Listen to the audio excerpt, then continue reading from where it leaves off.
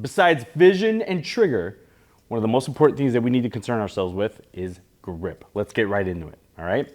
I'm going to start talking about the firing hand, okay? And what its specific job is and how we allow it to inform the gun how to behave how we want it to, okay? So I'm not gonna grip this handgun the way I would say grip a broom handle.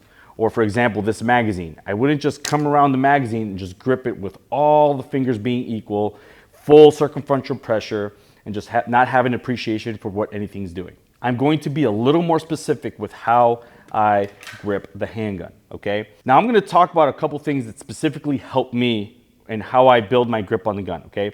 Specifically, I want you to notice if I put a lot of fingertip pressure into the gun, like I'm physically canting the gun low and left, okay? And I don't want that, all right?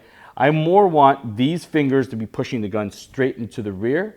And so that way, as I grip the gun, it's just moving straight into my body. Now, I keep my thumb relaxed. I keep these muscles back here relaxed to allow maximum elasticity and speed out of my trigger finger, okay?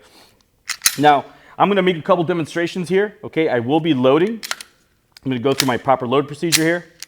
All right, good to go. I want you to see how the gun behaves relative to my hand if I just don't have any grip pressure on the gun at all. Let's check it out.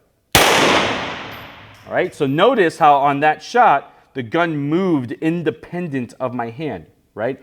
That's less than ideal.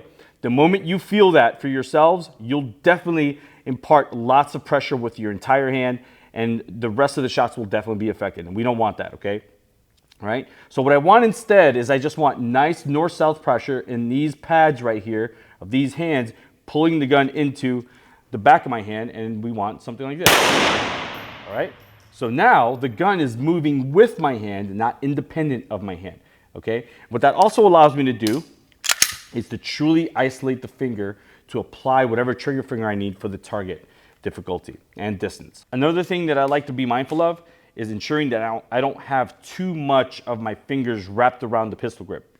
And it's something that ends up looking like this, okay? Not only does that make that really difficult to isolate the trigger finger, but it can impart a heck of a lot more movement into the gun as I run the trigger.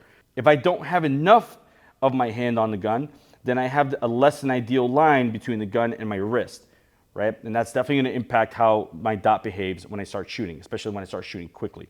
Okay, what I want instead is I want a nice neutral grip that allows the gun to be in line with my wrist, that allows the gun to settle right here in the webbing of my hand, and allows north-south pressure. And that way, when the gun recoils and the dot lifts, I get a more predictable pattern out of that dot. And that's what I found has worked really well for me.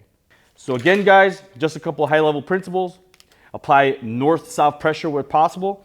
Isolate the trigger finger. Remember, the only job that this shooting hand has is to hold on to the gun and just create the bandwidth necessary for this trigger to move independently of the rest of the fingers and to move quickly as possible.